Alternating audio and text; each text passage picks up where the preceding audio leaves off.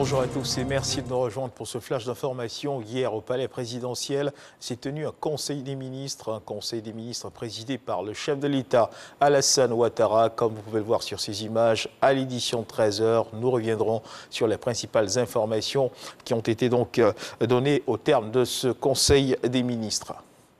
Ce qu'il faut savoir, c'est que du côté de la primature, le chef du gouvernement, Patrick Hachi, était en visioconférence hier avec le président de la Banque mondiale. Pour ce qui concerne la journée d'aujourd'hui, le chef du gouvernement, Patrick Hachi, est dans la région du Sud Comoé, arrivé sur le coup de 9h ce matin pour une visite de travail. Patrick Hachi va procéder à l'inauguration du centre hospitalier régional CHR, inscrit aussi à son agenda la visite de palmiers et d'unités de transformation d'huile de palme. Le chef du gouvernement, rappelons-le, devrait par la suite mettre le cap sur Grand Bassam pour observer la production des tests antigènes dans une usine. Le compte-rendu de ces différentes étapes vous sera fait par Alexis Ouedraogo, envoyé spécial de RTI1 dans la région.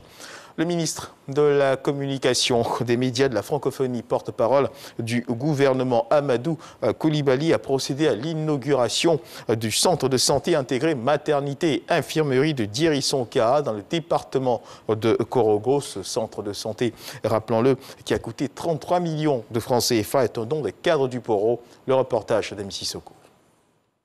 Diri-Sonka, village de la sous-préfecture de Karakoro, à 12 km de Korogo, a désormais un centre de santé intégré. La remise officielle aux autorités sanitaires et populations est effectuée par le ministre de la Communication, des médias et de la francophonie, porte-parole du gouvernement, Amadou Coulibaly. Ce centre de santé intégré d'une valeur de 33 millions de francs CFA est le fruit de la collaboration entre la mutuelle de développement de Diri-Sonka, la mairie de Karakoro et le conseil régional du Poro pour améliorer la santé des populations. Je suis fier de votre mutuelle pour avoir engagé les travaux de construction de ce centre et je voudrais vous encourager à continuer sur cette lancée pour le développement véritable de Diri-Sonka.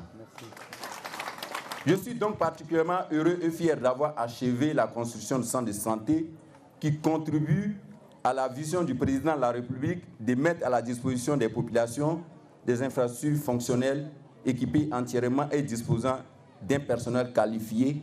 Un bel exemple de développement que devraient suivre tous les fils de la région, selon le parrain de la cérémonie, le ministre de la Communication, des médias et de la francophonie. C'est le lieu en tout cas de saluer cette mutualisation des efforts de tous les cadres. Lorsque nous sommes ensemble, que nous sommes unis, tout reste possible. Et c'est appelé donc à davantage d'union, à davantage de cohésion, tout cela dans le sens donc de l'amélioration des conditions de vie de nos populations.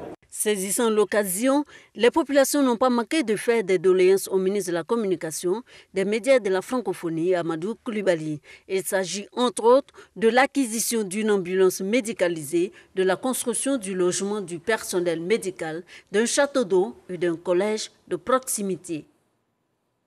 Et puis le village d'Adjaoui-Koubé dans la commune de Port-Boué a abrité le lancement de la campagne nationale de vaccination contre la rougeole rubéole couplée à la poliomyélite.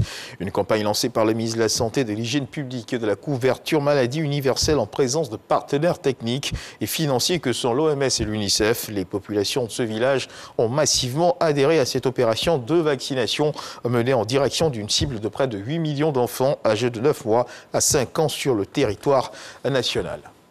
Dans l'actualité internationale au Nigeria, le procès du leader séparatiste biafrais Nnamdi Kanu, initialement prévu le 26 juillet, devrait s'ouvrir ce jeudi à la Haute Cour fédérale d'Abuja. Le chef de l'IPOB, le peuple indigène du Biafra, a été arrêté à l'étranger et ramené fin juin au Nigeria dans des circonstances encore floues. Il est accusé notamment de terrorisme, trahison et possession illégale d'armes à feu. Son procès a été reporté en première fois car les autorités nigérianes avaient cité des problèmes logistiques pour ne pas le transférer de la prison de sécurité maximale de DSS à la Haute Cour fédérale. Et puis on poursuit le tour du monde de l'actualité avec la Libye, où le ministère libyen des Affaires étrangères organise ce jeudi 21 octobre 2021 une conférence ministérielle internationale pour la stabilité en Libye. Une trentaine de délégations sont attendues dans la capitale libyenne. Priorité affichée de ce rendez-vous, la tenue des élections prévues normalement en décembre est considérée par les partenaires de la Libye comme cruciale pour consolider la transition. Et on termine ce tour du monde de l'actualité avec la Corée du Sud. Le pays a lancé ce jeudi 21 octobre 2021 sa première fusée spatiale de conception nationale. Objectif clairement affiché de la Corée du Sud, rejoindre le club des nations spatiales avancées. Le véhicule coréen de lancement a donc été lancé ce jeudi. Il s'est donc élevé du site de lancement de Gohang dans une colonne de flammes. C'est la fin de ce flash d'information. Je vous retrouve à 13h pour le journal.